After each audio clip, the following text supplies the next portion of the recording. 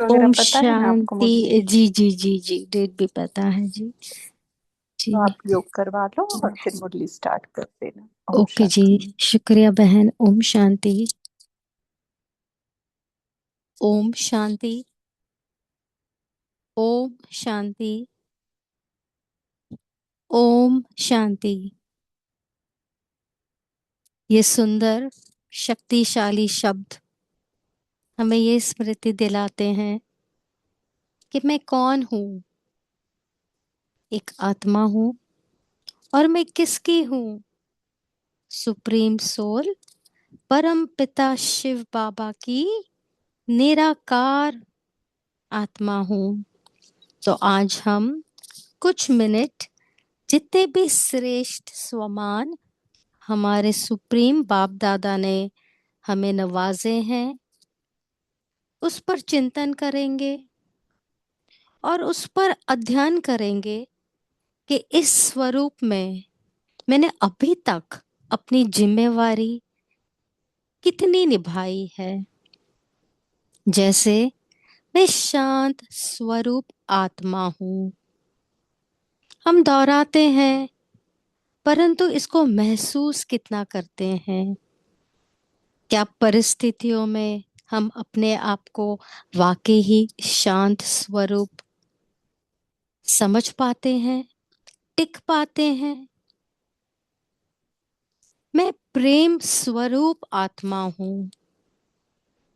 प्रेम तो हम सबको देते हैं, परंतु क्या हमारा ये प्रेम अनकंडीशनल है, सबके लिए एक समान है, कि लौकिक के लिए अलग, अलौकिक परिवार के लिए अलग?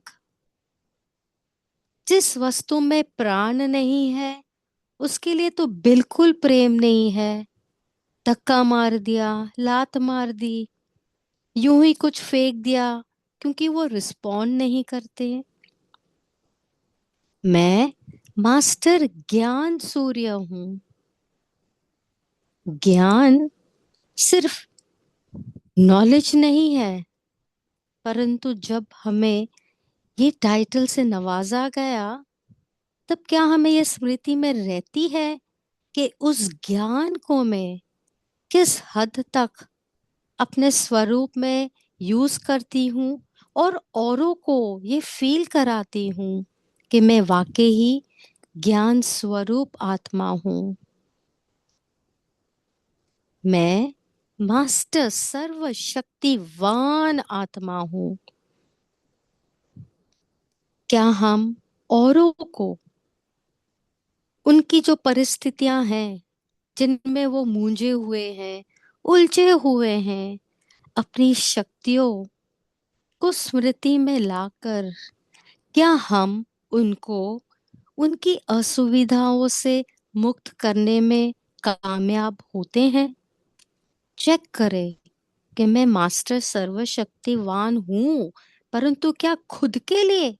कि बाबा ने कहा कि जो लेते हो वो दो भी। मैं परम पवित्र आत्मा हूँ। पवित्रता की धारणाएं तो हम सब में है, परंतु परम पवित्र आत्मा, परम पवित्र आत्मा का मतलब हमारा एक भी संकल्प व्यर्थ नहीं।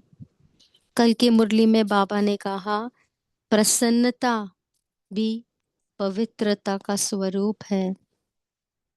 तो हमें परम पवित्रता के टाइटल को अपने में खूब समाना है और औरों को देना है। मैं महान पुण्य आत्मा हूँ। तो बाबा कहते हैं, अभी ये श्रेष्ठ संगम युग पुण्य कर्मों का है। तो क्या हम ये समझते हैं, मैंने किसी को अनाज दिया, मैंने किसी को फल दिया, मैंने किसी को कुछ दान दक्षिणा दी, क्या वो पुण्य आत्मा है? ये बहुत ही श्रेष्ठ टाइटल है और इस पे हम अपने चिंतन चला सकते हैं कि पुण्य आत्मा बनने के लिए क्या विशेषताएं चाहिए। एक तो बाबा की याद और सबके लिए शुभ भावना, शुभकामना। जो अज्ञानी है उसको भी बाबा का ज्ञान मिले, वो भी श्रेष्ठ कर्म करे। मैं सफलता मूर्त आत्मा हूं। वापस चेकिंग कि सफलता सिर्फ निजी कारोबार में, निजी रूप में, मेरे पास गाड़ी है, धन दौलत है, मेरे को सब जगह सम्मान मिलता है। अभी अभी ये वाक्य जगदीश भाई जी के क्लास में सुना। खुद की सफलता ही क्या सफलता मूर्त बनना है, कि बाप समान बनना और औरों को बनाना, ये सफलता मूर्त आत्मा की परछाई है। तो अब से हमें बाप समान बनना है और औरों को भी बाप समान बनाना बनाना है। तभी हम अपने को सफलता मूर्त आत्मा का टाइटल, अपने सर पे वो ताज पहन सकेंगे। मैं विघ्न विनाशक आत्मा हूं। कभी ऐसा हुआ कि कहीं विघ्न है और हमारी उपस्थिति विघ्न को विनाश कर देती है। वायुमंडल में थोड़ा तनाव है, कुछ झमेले चल रहे हैं, परंतु आधा सेकंड, 1 सेकंड या 30 सेकंड की शांति की किरणें जब हम फैलाते हैं तो वो तनाव जो है वहां पे, वो तनाव मुक्त हो जाता है। वहां शांति फैलती है, वहां का वातावरण संयम में आ जाता है। इसको हम कहेंगे मैं विघ्न विनाशक आत्मा हूं। मैं विश्व कल्याणकारी आत्मा हूं। हम दिन प्रतिदिन ये महावाक्य सुनते हैं। बाबा कहते हैं कि बच्चे, तुम ही हो जो इस विश्व पे राज्य करने वाले हो। तुम कितना समय अपने आप को विश्व के ग्लोब में शिव बाबा, ब्रह्मा बाबा से किरणें लेते हुए, विश्व की जो आत्माएं हैं, दुखी है, असंतुष्ट है, उसको किरणें देख के शक्तिशाली, शांत, पवित्र बनाने में कामयाब हुए। मैं बहुत सुखी आत्मा हूँ। सुखी का मतलब ये नहीं होता कि मेरे पास सब कुछ, सब साधन है, परंतु जैसे दादी माँ कहती है ना, सदा सुखी, सदा खुश, सदा शब्द। कोई भी परिस्थिति हो, हमें अच्छी लगती हो या अपने स्वभाव संस्कार से विभिन्न हो, वैसे संस्कार वाली आत्माओं से जब हम मिलते हैं, क्या हम वो सुख का अनुभव करते हैं? क्या हमें फील होता है मैं अभी भी वही स्थिति में हूँ जिसमें थी? इस व्यक्ति का कोई प्रभाव इस आत्मा के संकल्प में नहीं पड़ रहा है।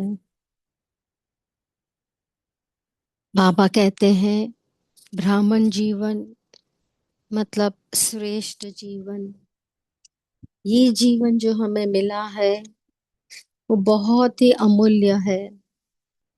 इसमें हम जितने जितने संकल्प क्रिएट करते हैं वो साधारण नहीं होने चाहिए। ये संकल्प हमारे पूरी सृष्टि को बदलने में मदद रूप होती है। जैसे बाबा ने कल के वरदान में कहा था कि जैसी वृत्ति होगी वैसी आपकी दृष्टि होगी, और जैसी हमारी दृष्टि होगी वैसे ही हमारी सृष्टि बनेगी। तो हम ब्राह्मण आत्माओं को अपने संकल्पों पे बहुत गौन गहन चिंतन करना है। हमारे संकल्प बहुत महान हो, क्योंकि जितने श्रेष्ठ संकल्प होंगे वैसे ही हमारा वायुमंडल होगा। तो इसी अव्यक्त स्थिति में बैठे अपने स्वमानों को अपने मन ही मन दोहराते, अपने आप को बहुत ही भाग्यशाली, भाग्यवान और धनवान आत्मा समझ।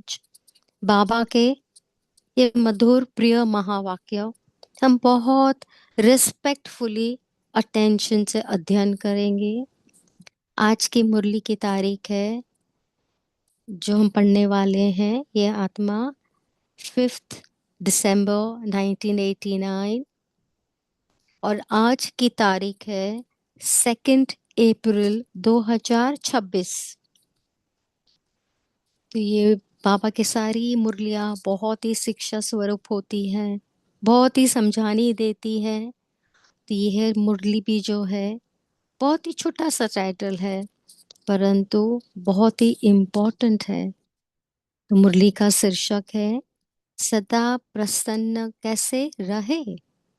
तो बाबा ने ये नहीं कहा सदा प्रसन्न रहो, क्योंकि बाबा को मालूम है कि हम इस कलयुग के अंतिम क्षण में हैं, जहाँ बहुत ही अवस्था तमो प्रधान है। वायुमंडल बहुत ही अभी तमो प्रधान हो गया है, तीव्र तमो प्रधान। तो उसमें कैसे रहे उसकी विधियां बता रहे हैं, युक्तियां बता रहे हैं, ताकि कि हम ब्राह्मण आत्माएं सभी मिलकर बाबा की जो आश है उसको शीघ्र ही पूर्ण करें।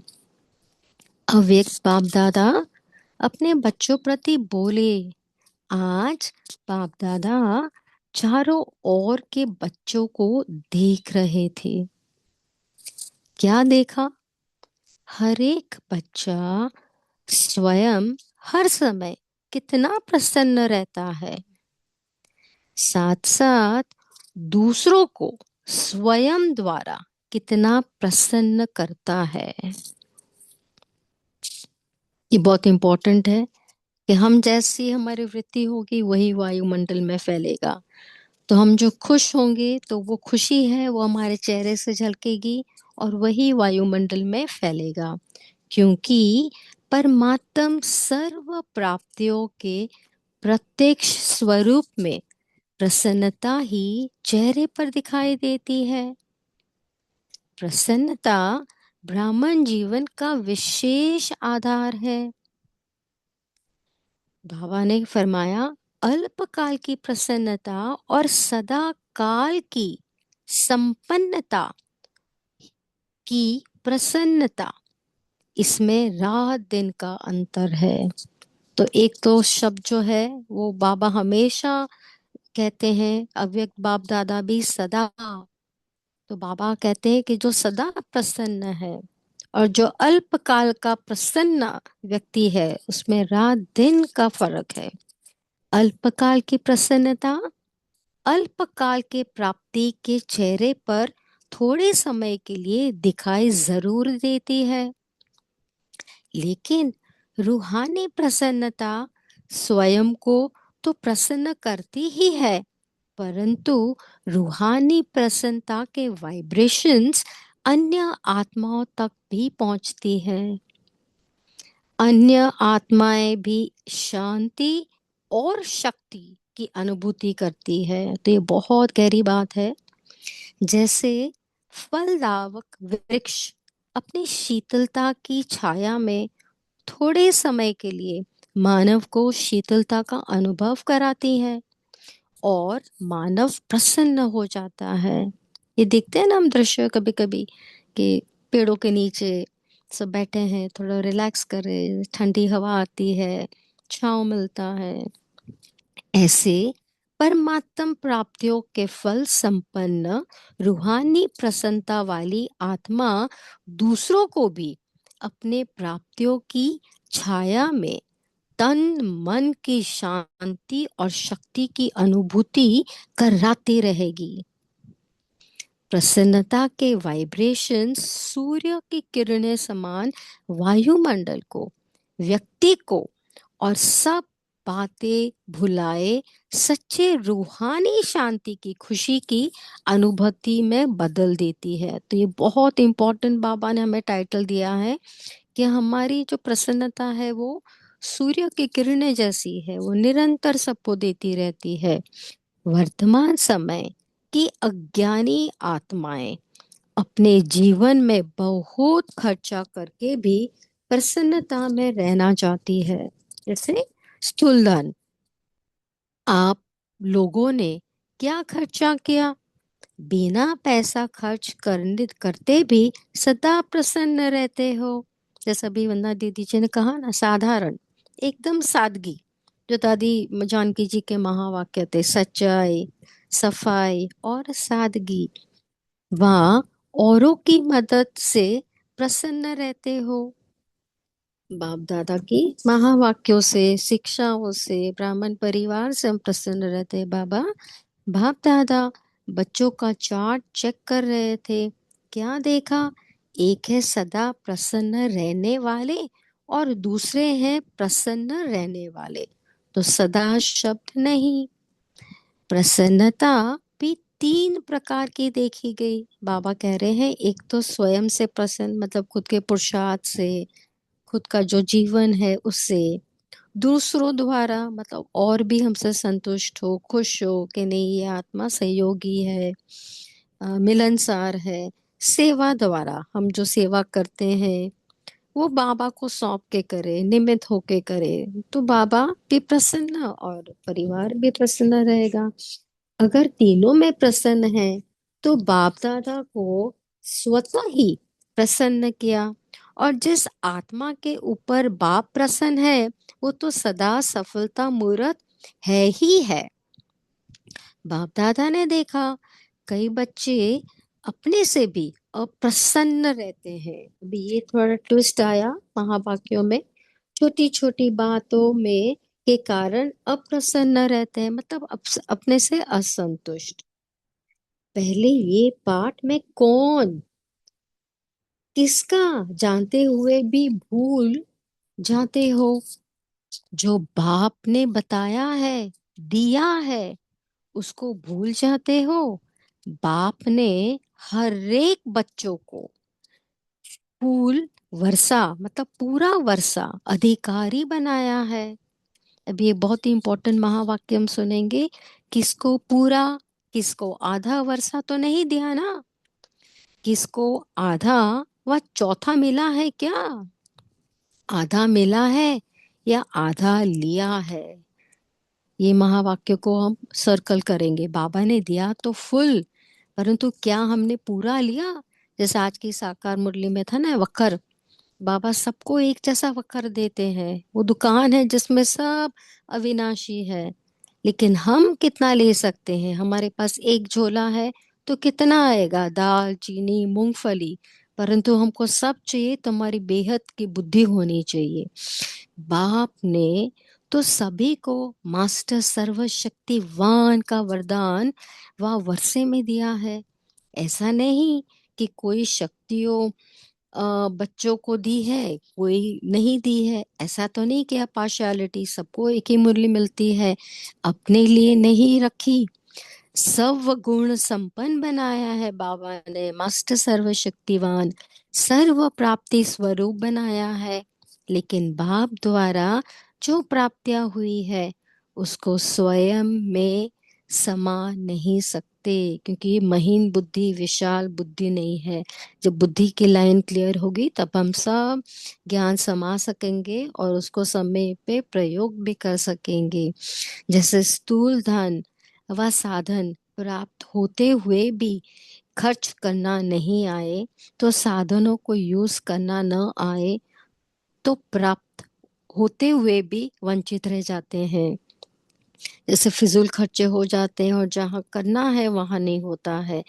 ऐसे सब प्राप्तियों व खजाने सबके पास हैं, लेकिन कार्य में लगाने की विधि नहीं आती है और समय पर यूज करना नहीं आता। फिर कहते हैं, मैं समझती थी कि यह करना चाहिए या नहीं करना चाहिए था, लेकिन उस समय भूल गया। अभी समझती हूँ कि ऐसा नहीं होना चाहिए था। उस समय एक सेकंड भी निकल गया तो सफलता की मंजिल पर पहुंच नहीं सकते, क्योंकि समय की गाड़ी निकल गई। बाबा बोलते ना, एक सेकंड का पेपर है, हम अभी भी ये भूल करेंगे, भूल हो गई, करना चाहिए था। तो मम्मा का कभी ऐसा नहीं हुआ, इसीलिए मम्मा नंबर वन गई। एक भूल की उन्होंने रिपीट नहीं की। तो बाबा इसको तीव्र पुरुषार्थी का टाइटल भी देते हैं। चाहे 1 सेकंड लेट किया, चाहे 1 घंटा लेट किया, समय निकल तो गया ना। और अब समय की गाड़ी निकल जाती है, फिर स्वयं से दिल शिकस्त हो जाते हैं और अप्रसन्नता के संस्कार इमर्ज हो जाते हैं। मेरा भाग्य ही ऐसा है, मेरा ड्रामा में पार्ट ही ऐसा है। पहले भी सुनाया था कि स्व से अप्रसन्न रहते के मुख्य 2 कारण होते हैं। इसको लिखेंगे, क्या है 2 कारण? पहला है दिल शिकस्त होना, और दूसरा कारण होता है, बहुत ही ध्यान से सुनेंगे, दूसरों की विशेषता को, भाग्य को व पाठ को देख ईर्ष्या उत्पन्न होना। अभी ये तो ब्राह्मण आत्माओं में होना ही नहीं चाहिए। क्यों? क्योंकि उसकी युक्ति और विधि बाबा ने बताई है, हम सुनेंगे।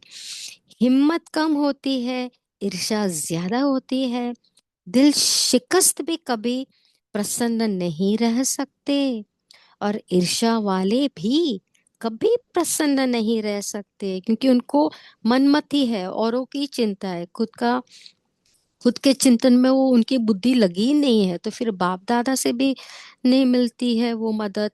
दिल शिकस्त भी कभी प्रसन्न नहीं रह सकते, और ईर्ष्या वाले भी कभी प्रसन्न नहीं रह सकता, क्योंकि दोनों हिसाब से ऐसी आत्माओं की इच्छा कभी पूर्ण होती और इच्छाएं अच्छा बनने नहीं देती।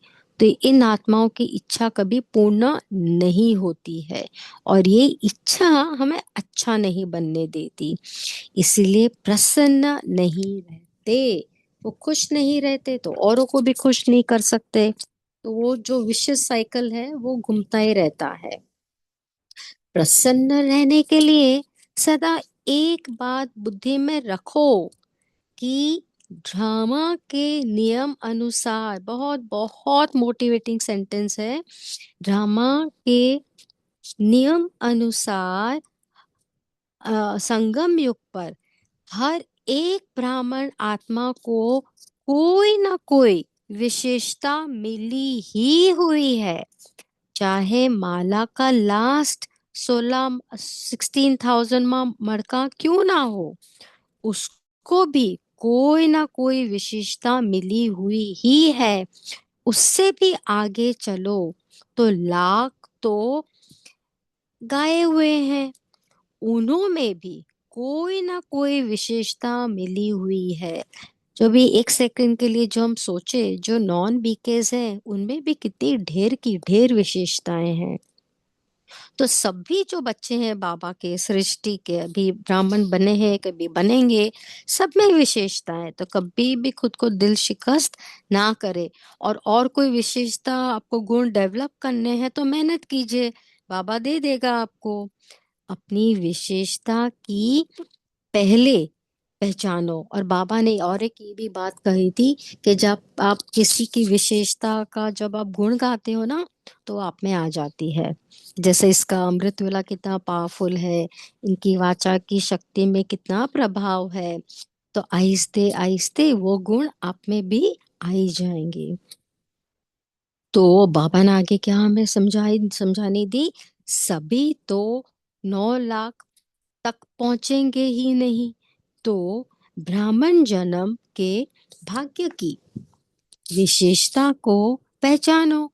मतलब बाबा ने कहा है ना कि जो भारतवासी है वो तो सभी त्रेता एंड तक ही आएंगे ही। तो कभी भी ये गुमान नहीं करना है कि मैं भी के हूँ, मेरे को बाबा का ज्ञान मिला, मेरे को बाबा से वर्षा मिला, मेरे को बाबा से अच्छी अच्छी शिक्षाएं मिली है। सब वही है, सब वही है, सभी बाबा के बच्चे हैं। उसको पहचानो और कार्य में लगाओ। सिर्फ दूसरों की विशेषता को देख करके दिल शिकस्त व ईर्ष्या में नहीं आओ। तो बाबा ये शब्द जब बोलते हैं ना, तो अपने को पढ़ना और सुनना अच्छा नहीं लगता है, स्पेशली ये वर्ड ईर्ष्या। लेकिन अपनी विशेषता को कार्य में लगाने में एक विशेषता फिर और विशेषताओं को लाएगी। जैसे अपने में एक गुण धारण होते हैं, तो जब हम वो गुण में माहिर हो जाते हैं तो बाप दादा ऑटोमेटिकली दूसरा गुण हमें उससे उस गुण से पे नवाजते हैं। जैसे एक के आगे बिंदी लगाते हैं तो कितने हो जाते हैं? 10 ना। एक और बिंदी लगाओ तो कितना हो जाएगा? 100 हो जाएगा, 100 हो जाएंगे, 100 बन जाएंगे। तीसरी बिंदी लगाओ तो बिंदी बिंदी बिंदी बिंदी, यह हिसाब तो आता है ना। कार्य में लगाना अर्थात बढ़ाना। दूसरों को नहीं देखो, अपनी विशेषता को कार्य में लगाओ। जैसे देखो, बाप दादा सदा भोला भंडारी भोली दादी जी को की मिसाल देते थे। महारथियों का नाम कभी आएगा, लेकिन इनका नाम आता है क्योंकि वो बहुत बड़ी सेवा करती थी, सबको स्वादिष्ट और शक्तिशाली भोजन स्वीकार करवा के। तो अन्न में तो बहुत शक्ति है ना, जैसा अन्न वैसा मन। तो भोली दादी ने बहुत प्रेम से बाबा के श्रीमत अनुसार भंडारी को संभाली। तो बाबा भोली दादी जी का मिसाल दे रहे हैं, महारथियों का नाम कभी आएगा, लेकिन इनका नाम आता ही है। जो विशेषता थी वह कार्य में लगाई, चाहे भंडारा ही संभालती थी, लेकिन विशेषता की के को कार्य में लगाने से विशेष आत्माओं के मिसल गाई जाती है। और भंडारी संभालना भी इजी नहीं है। इतनों का भोजन मैनेज करना, कितना दाल कितनी चावल, कुछ वेस्ट ना हो, नमक मिर्ची। ये सेवा दिखती है साधारण, परंतु उसमें बहुत ही अ, मेहनत है और अ, युक्ति भी है और बाबा की शक्ति भी है। सभी मधुबन का वर्णन करते हो तो दादिया की भी बातें सुनाएंगे और भोली की भी सुनाएंगे। भाषण तो नहीं करते, लेकिन विशेषताओं को कार्य में लगाने से स्वयं भी विशेष बन गई, दूसरों भी विशेष नजर से देखते। तो प्रसन्न रहने के लिए क्या करेंगे? जैसे भोली दादी जी का जो हमने सुना, भंडारे से कभी कोई भूखा नहीं जाता था, सभी को कुछ न कुछ तो मिलता ही था और बहुत प्रेम से हर्षित मुख होके सबको भोजन स्वीकार करवाती थी दादी। विशेषता को कार्य में लगाओ तो वृद्धि हो जाएगी, और जब सर्व आ गया तो संपन्न हो जाएंगे। और प्रसन्नता का आधार है संपन्नता। तो बाबा कैसे हमें समझाने दे रहे हैं कि प्रसन्न रहो तो संपन्न भी हो जाओगे। जो स्वयं से प्रसन्न रहते हैं वह औरों से भी प्रसन्न रहेंगे, सेवा से भी प्रसन्न रहेंगे। जो भी सेवा मिलेगी उसमें औरों को प्रसन्न कर सेवा में नंबर आगे लेंगे। और जब हम प्रसन्न स्वरूप से सेवा करते हैं ना, तो उसी सेवा में बाबा नई नई युक्तियां हमें बुद्धि में फिल्टर करते ही रहते हैं। सबसे बड़े ते बड़े सेवा आपकी प्रसन्नता मूर्त करेगी। तो सुना, क्या चार्ट देखा? तो बाबा ने चार्ट देखा हमारे प्रसन्नचित चेहरे का, प्रसन्नचित हर्षित मुख हो। सभी को प्रसन्न करना है, खुद रहेंगे। I can give what I have, है ना, मेरे पास जो है मैं वही दे सकूंगी। तो मेरे पास खुशी है, प्रसन्नता है, संतुष्टता है, तो मैं वही दूंगी सभी को। अभी बाबा टीचर से रुझान, टीचर्स को आगे बैठने का भाग्य मिला है, क्योंकि पंडा बनकर आती हैं तो मेहनत बहुत करती है। हमने लौकिक में देखा है कि टीचर बहनें वाकई बहुत ही मेहनत करती है, क्योंकि वो पूरा अपना एक तो निजी जिंदगी त्याग करके सेंटर में भी सभी को अलग अलग संस्कार वाले को बच्चों को समझाना, उनकी पालना करना, खुद की भी सेहत देखना, खुद का भी देखना सब। तो टीचर्स वाकई बहुत ही मेहनत करती हैं। एक को सुखधाम से बुलाएंगे तो दूसरे को विशाल भवन से बुलाएंगे। एक्सरसाइज अच्छी हो जाती है। सेंटर पर तो पैदल करती नहीं ना, जैसे कोई दूर दूर से आता है, कोई बाजू के मकान से आता है, तो वो तो है ही। ओके। जब शुरू में सेवा आरंभ की तो पैदल जाती थी, है ना। आपकी बड़ी दादियाँ दीदियाँ भी पैदल जाती थी। सामान का थैला हाथ में उठाया और पैदल चली। जैसे लखनऊ का मिसाल है, दिल्ली का है। सारी हमारी जो भी दादियाँ दीदियाँ, उन्होंने बहुत फिजिकल मेहनत की है। परंतु शक्ति बाबा की थी तो वो हो भी जाता था। दादियाँ भी पैदल जाती थी, सामान का थैला हाथ में उठाए और पैदल चली। आजकल तो आप सब बने बनाए पर आए हो, मतलब बाबा कहते हैं अभी तो सभी सेंटरों पे अच्छे अच्छे साधन है, टू व्हीलर फोर व्हीलर। तो लकी हो ना, बने बनाए सेंटर मिल गए हैं, अपने मकान हो गए हैं। पहले तो जमुना अ, तट पर रहती थी, एक ही कमरा था, वही सोना दिन में, वही और दिन में सेवा में यूज होता था। लेकिन खुशी खुशी से त्याग किया, उसी के भाग्य का फल अभी खा रही है। तो दादियां जो एक ही रूम में रहते थे ना, तो रात को विश्राम के लिए और दिन में सेवा के लिए। आप फल खाने आप फल खाने के टाइम पर आए हो। बोया बाबा बाबा इन्हों को बोया आप, बोया। हाँ बाबा बोया, नहीं बोया। हाँ एक मिनट वो रिफ्लेक्शन है। बोया इन्हों को खा आप रही हो। फल खाना तो बहुत सहज है ना। आप ऐसे फल स्वरूप क्वालिटी निकालो, समझा।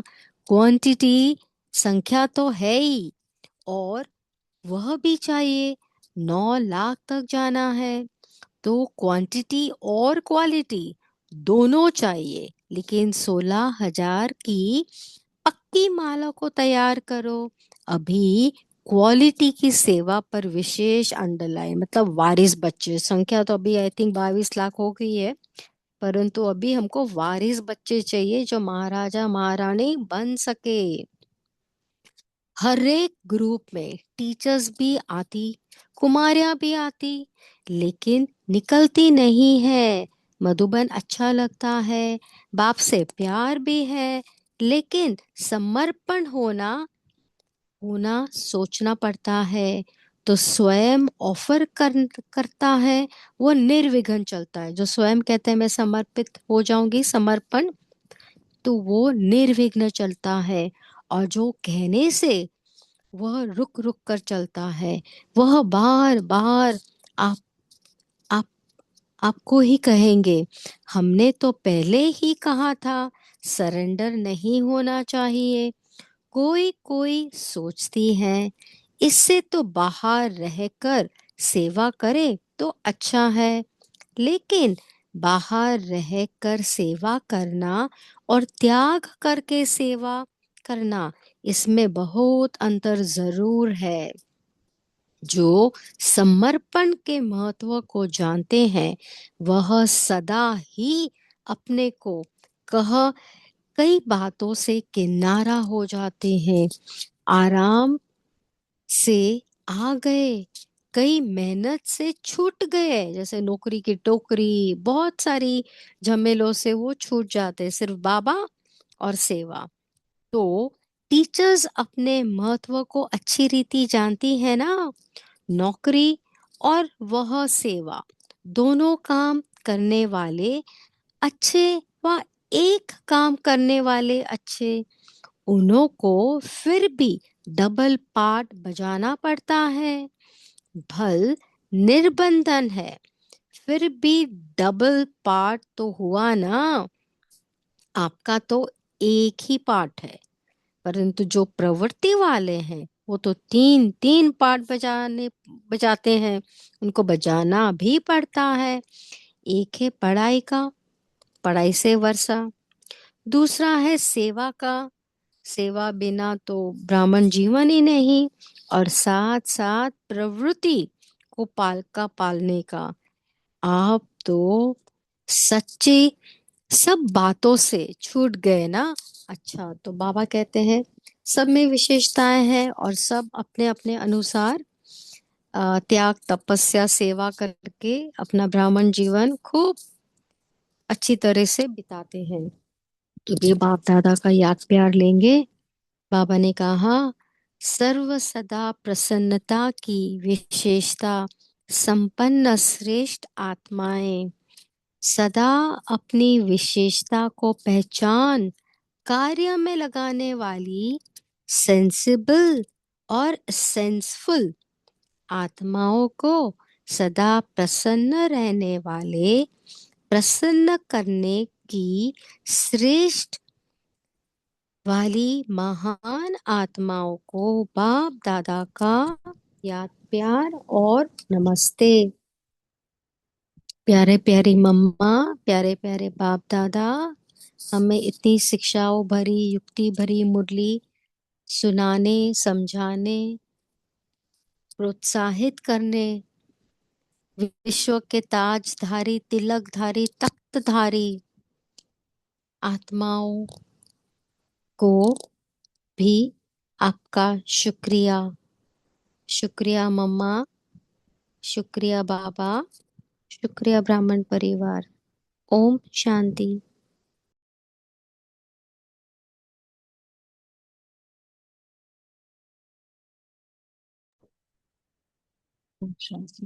थैंक यू संगीता बहन। अभी हम 1 मिनट साइलेंस में रहेंगे और जो भी मुरली की पॉइंट अच्छी लगी है उसको फिर एक बार याद करेंगे और 1 मिनट के बाद मुरली की पॉइंट शेयर करेंगे, डिस्कस करेंगे। ओम शांति।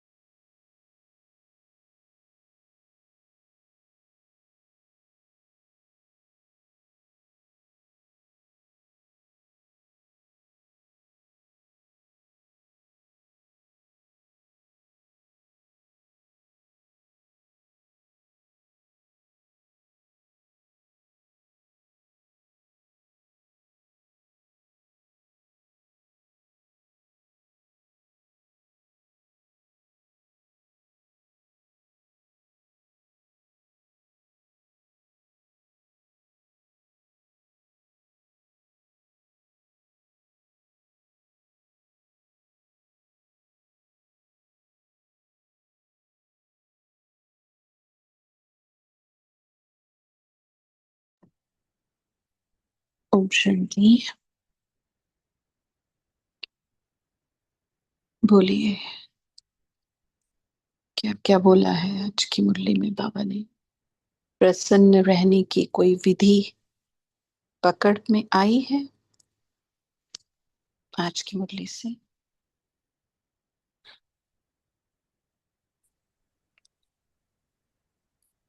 बोलिए नीलम बहन। जी ओम शांति।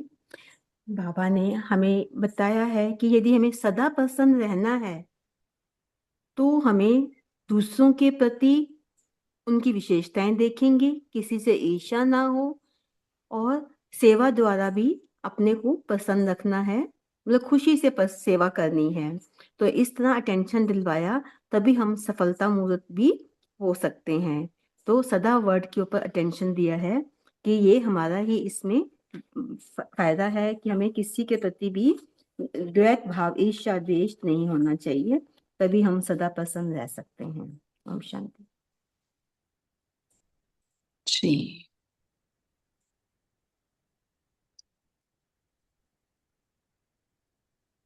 और दीदी भोली दादी के लिए थोड़ा सा बताना चाहूंगी। भोली दादी जी। भंडारे में तो होती थी, लेकिन कोई 12 बजे आए, कोई 2 बजे आए, जिस समय भी जो आता था उसको वो गरम खाना देती थी। और कुछ दुकान तो उसको भी, अच्छा अभी ठहरो, मैं अभी देखती हूँ कहीं है तो मैं लाती हूँ। तो इस तरह सभी को वो पसंद रखती थी। कहा कि वो सेवा, भाषण से भी ज्यादा सेवा में सफल रही। ओम शांति। हाँ, जो विशेषता दी थी उसको यूज किया उन्होंने, इस कारण से। जी जी। बोलिए कैलाश भाई, बोलिए। ओम शांति। बाबा ने आज प्रसन्नता के लिए कहा कि जो स्वयं से प्रसन्न नहीं रहते, तो बाबा ने उसका कारण बताया कि या तो उनको दिल शिकस्त का संस्कार होता है, और दूसरा वो औरों के भाग्य को देखते हैं, अपने पार्ट को नहीं देखते। तो बाबा कहते हैं कि ड्रामा अनुसार इस संगम युग के टाइम में हर एक आत्मा को विशेषता मिली हुई है। तो वो अपनी विशेषता देखकर अगर हम चलते हैं, तो फिर हमें कभी भी अप्रसन्नता नहीं होगी। और अगर खुद प्रसन्न रहेंगे, तो औरों को भी प्रसन्न करेंगे, और सेवा भी जो मिलेगी वो प्रसन्नता से करेंगे। और बाबा ने ये कुमारियों के बारे में कहा, टीचर्स के बारे में, वो भी बड़ा पॉइंट अच्छा लगा कि जैसे टीचर्स होती है जो समर्पण हो जाती है, तो वो उनको एक ही वहां रहता है सेंटर पे, सेवा जिम्मेवारी जो जो भी है वो। और जो कुमारियां है लेकिन वो सेंटर पे समर्पण नहीं होती है, तो फिर उनको कहीं ना कहीं बिजी रहने के लिए जॉब भी करती है, और फिर सेवा के लिए भी टाइम नहीं करती। लेकिन प्रवृत्ति वालों के बाबा ने कहा कि 3 काम है। एक तो पढ़ाई भी पढ़ो, फिर सेंटर पे कुछ अलौकिक सेवा मिलेगी वो भी करो, और अपनी प्रवृत्ति चलाने के लिए लौकिक में भी उनको जाना पड़ता है, और प्रवृत्ति को भी चलाना है, तो वो भी उनको तीसरा काम रहता है। ओम शांति। जी। हम्म। बोलिए दीप्ति बहन, बोलिए। जी। और ओम देखो शांति ज्यादातर दीदी। हाँ, ओम शांति, इस ग्रुप में हमें लगता है जहां तक सब प्रवृत्ति वाले ही हैं। कन्या मेरे हिसाब से, हमें तो कोई पता नहीं अभी कोई कन्या अगर है, लेकिन इस ग्रुप में जहां तक सारे प्रवृत्ति वाले हैं। हाँ, कुमार है, अ, अभिजीत भाई जी हैं, प्रफुल्ल भाई जी है, बट कन्याओं का पता नहीं कोई। विठल विठल भाई जी भी जुड़ते हैं ना, तो हाँ, विठल भाई भी है कुमार, सबसे पुरानी कुमार है वो तो। जी। बोलिए दीप्ति बहन, वैसे तो हम सारी जी कन्याएं हैं। बोलिए दीप्ति बहन। जी, ओम शांति दीदी। इसको थोड़ा सा एक लाइन है जो जब आप स्वयं से प्रसन्न हैं तो फिर आप औरों से भी प्रसन्न हैं। इसको थोड़ा सा विस्तार से अगर पॉसिबल हो सके एग्जाम्पल से थोड़ा सा समझा सके। थैंक यू दीदी। देखो, जहां तक लगता है हमें कि स्वयं से प्रसन्न माना क्या, एक्सेप्टेंस हो अपने पार्ट के प्रति, जो बाबा ने पूरे 5,000 साल के लिए दिया है। सबसे बड़ी बात, यहाँ संगम पर जो मुझे पार्ट मिला है, जो भी गृहस्थी का, सेंटर पर रहने का, क्योंकि हर किसी को कुछ ना कुछ पार्ट तो प्ले करना ही करना है। और बेस्ट पार्ट, जैसे दीप्ति बहन का बेस्ट पार्ट दीप्ति बहन ही प्ले कर सकती है, इसलिए दीप्ति बहन को वो पार्ट मिला है ना। और मेरा पार्ट मैं ही अच्छे से कर सकती हूँ। तो मैं फिर ये जो बाबा ने कहा है ना, 2 शब्द देखो, ईर्ष्या और दिल शिकस्ती। ना, कंपैरिजन हम जरूर करें, लेकिन किसके साथ? खुद के साथ, कि कल मैं जैसी थी वैसे आज हूं क्या। तो ये पॉजिटिव दिल शिकस्ती आना बहुत अच्छा है, कि हाँ कल जो थी उससे तो मैंने गड़बड़ी कर लिया, आज कल गुस्से में नहीं थी, आज गुस्से। हर चीज का एक्सेप्टेंस होना चाहिए हमें, तभी हम प्रसन्न रह सकते हैं। क्योंकि महसूसता की शक्ति बहुत बड़ा कमाल करती है। और महसूस अगर हम करें, अगर पॉजिटिवली देखें कि हमारे अंदर कितनी कमियां थी, कितनी कमजोरियां थी, कितने पाप की, इस जन्म की बात करें, फिर भी बाबा ने हमें ऊंचा उठा लिया। इतनी एक ऊंचा उठा लिया माना गले लगा लिया तो ऊंचे उठ ही गए ना, कहाँ भगवान ऊंचा।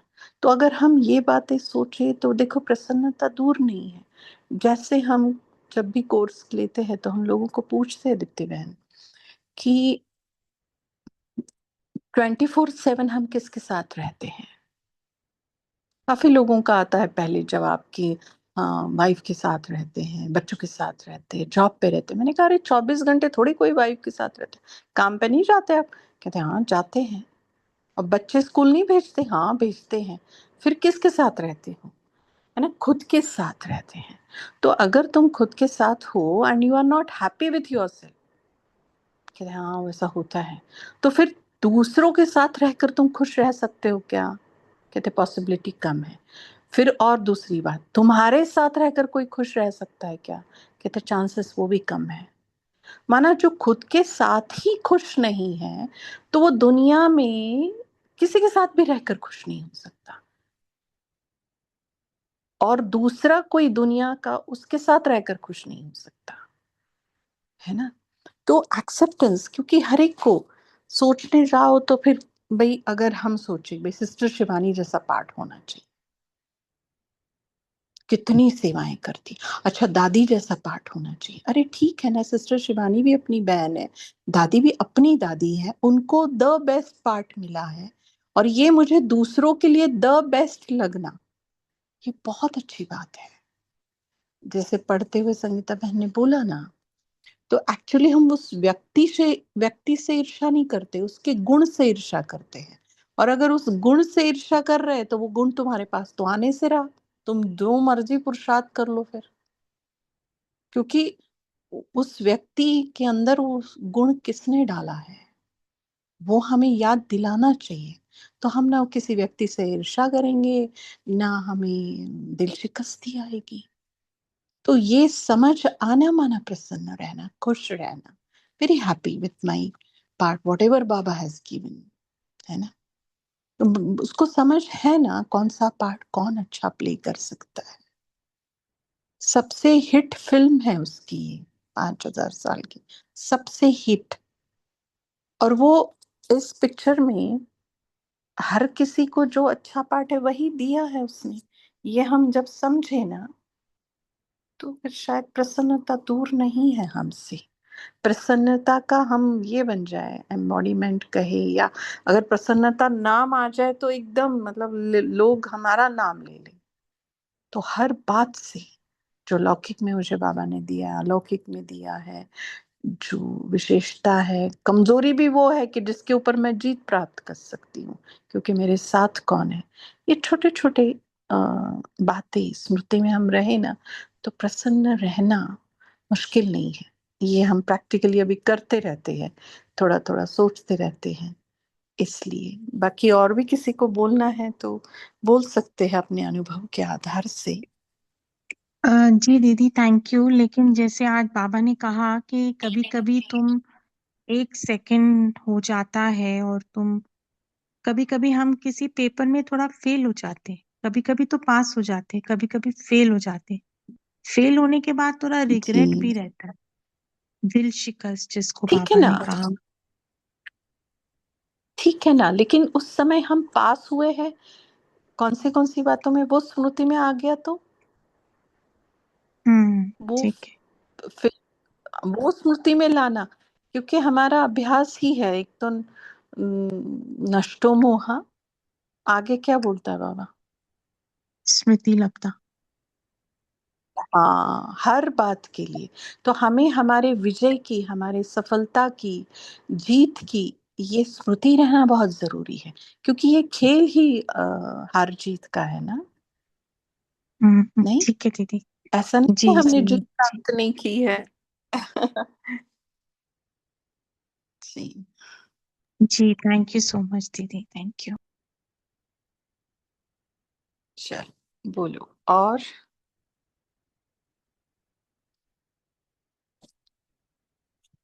आज के मूल्य में कुछ है? किसने हैंड रेस किया है? हाँ बोलिए जय भाई। ओम ओम शांति दीदी। संगम युग ओम युग शांति। में बाबा के बच्चे हम बहुत भाग्यवान हैं, क्योंकि जो यज्ञ की शुरुआत हुई, वो लोगों ने जो स्ट्रगल किया है। बाबा ने आज मुरली में उदाहरण भी बताया कि सेवा करने के लिए एक रूम में भी रहते थे, खान पान की कोई सुविधा नहीं थी, लेकिन ऐसे हालत में उन्होंने यज्ञ को बढ़ाया, और वो बढ़ाए हुए यज्ञ में आज के जो स्वरूप है उसमें हम शामिल हो गए। ये हमारा भाग्य है। दूसरी बात, बाबा ने सभी बच्चों को वर्षा दिया है, और वर्षा उसको कम किसको ज्यादा ऐसा नहीं है, सबको समान वर्षा दिया, लेकिन अपनी कैपेसिटी क्या है उसके हिसाब से वर्षा लेते हैं। तो हमें बाबा की याद में रहना है, बाबा के श्रीमत पे चलना है, और बाबा ने हमें जो शक्तियां दी है वो शक्तियों का उपयोग करना चाहिए। जिस जगह शक्ति लगाना चाहिए उसका उपयोग करना आना चाहिए। बाबा ने हमें शक्ति देके वीर महावीर बनाया, तो हम महावीर आज के हनुमान जयंती के उपलक्ष्य में सबको बधाइयाँ, और बाबा ने हमको शक्ति देके महावीर बनाया। ओम शांति।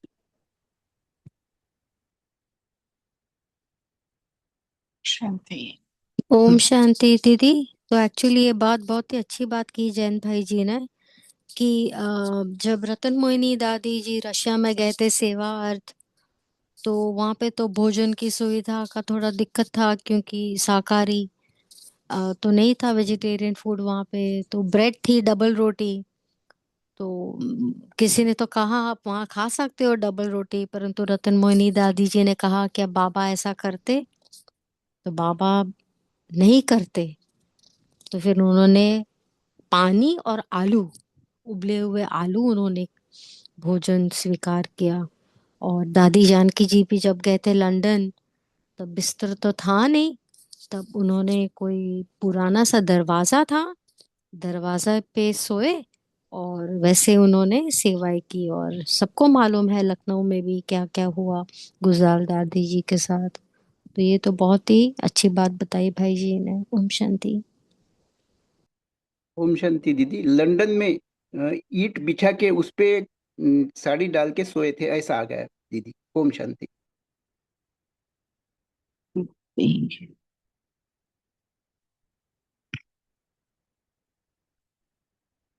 अभी पोल डाला है, देखो क्या 1 मिनट में निराकारी, 1 मिनट में आकारी, 1 मिनट में सब तरफ के सेवाधारी।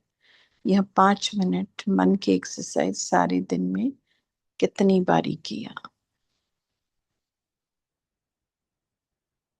देखो, किसी ने डाला है, स्मृति में नहीं रहा तो कोई बात नहीं, नहीं रहा तो अभी तो पहुंच सकते हैं निराकार स्वरूप, निराकारी दुनिया में, उस निराकार परम पिता परमात्मा के साथ। दीदी पोल दोबारा शेयर फिर कर दीजिए। चल ही रहा है, it's on the screen only, किसी ने नो, बंद नहीं की है। हमें तो स्क्रीन पे नहीं आ हाँ, यस इट्स ऑन स्क्रीन, मेरे स्क्रीन पर है। के गया दीदी। अब आया, अब आया। तो लेकिन वो पोल 1 मिनट रिजल्ट है। आकार, आकारी देखे अपने आप को सूक्ष्म वतन में बाबा के साथ, सभी पूर्वजों के साथ, अपना फरिश्ता स्वरूप।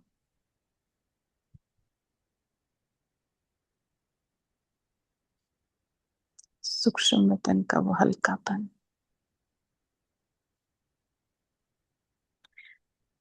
और सब तरफ की सेवाधारी। अब देखिए अपने आप को ग्लोब पर,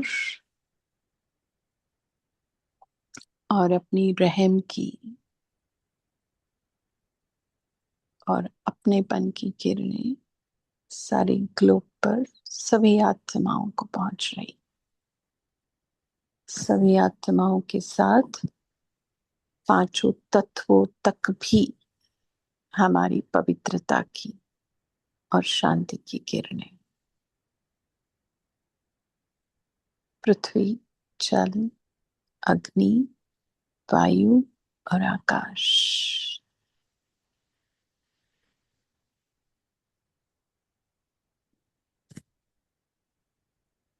चलो, हो गई ड्रिल। है ना? किसने हैंड रेस किया है अभी? किसी को कुछ शेयर करना है? बोलिए शेरू भाई।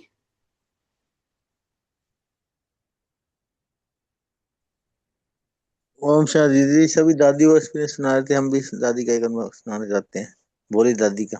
जी उन, उनको जी ना सभी, बोलिए। जैसे सभी उनसे खाना मांगते, कोई सारी चीजें पूछते, दादी नमक कहाँ पड़ा, दादी मिर्च कहाँ पड़ी, दादी को भी इरिटेशन नहीं होती थी, बड़े प्यार से बताती थी। और रात को 2 बजे कोई भी आया था, दादी हरी चपाती खानी हुई डबल विदेशी, तो हरी चपाती बना के देते थे। और आप एक कटोरी में थोड़ी सी सब्जी और एक रोटी मिला के खाते थे, कभी भी ज्यादा नहीं खाते थे। तो तभी अब उनको अन्नपूर्णा का टाइटल जी दिया। ओम शांति। जी जी, शांति। Thank you. तो वैसे हम भी अपने अंदर जो भी विशेषता डाली है बाबा ने, उसको परखे, उसके लिए बाबा को शुक्रिया करे, और वही एक विशेषता सभी विशेषताओं को आकर्षित करेगी। कब? जब हम वो परख कर बाबा की सेवाओं में लगाएं, क्योंकि वो विशेषता बाबा ने सिर्फ और सिर्फ हमें उसके कार्य में लगाने के लिए दी है। ठीक।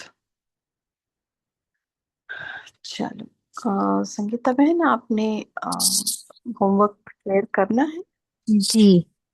तो ओम करिए। शांति। हाँ, होमवर्क तो बहुत ही सहज रहेगा, सिंपल। ये वही रहेगा कि हम कैसे खुद भी हैप्पी रहे, प्रसन्न अपने आप से, और हमारे द्वारा हम वायुमंडल में सबको प्रसन्न करें। सभी व्यक्ति, पेड़ पौधे, जानवर, सबको हमारे शुद्ध संकल्पों से, शुभ वाइब्रेशन से बहुत ही हैप्पी करें, बहुत ही प्रसन्न चित्त रखें। और अभी अपने आप को हम निराकारी स्थिति में स्थित कर लेंगे। मैं निराकार आत्मा, निराकार शिव पिता की संतान, निराकार होकर इस धरा पर आई हूँ, इस देह में आई हूँ। सेवा अर्थ ये मेरा देह, जो समय मिला है, जो बुद्धि मिली है संकल्प रचने की, वो सारी शिव निराकार की सौगात है। मैं निराकार आत्मा, निराकार होकर अपने निज वतन निराकारी दुनिया में अपने बाप दादा की गोद में लौट जाने वाली हूँ। तो अपने आप को मेहमान समझ इस महान कार्य में अपने आप को निमित्त समझ अपने को बाबा की गोद में गुड नाइट कहकर विश्राम करना है। सभी ब्राह्मण आत्माओं, भाई बहनों को शुक्रिया। हैप्पी अमृत वेला कल सुबह। ओम शांति।